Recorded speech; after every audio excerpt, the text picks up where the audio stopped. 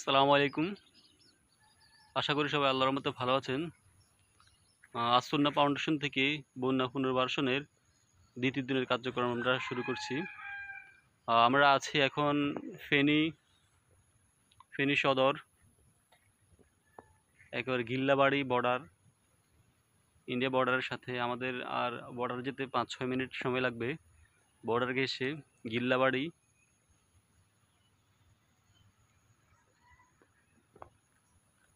ওই যে ওইদিকে হচ্ছে বর্ডার, আর ৫ মিনিট লাগবে বর্ডারে যেতে।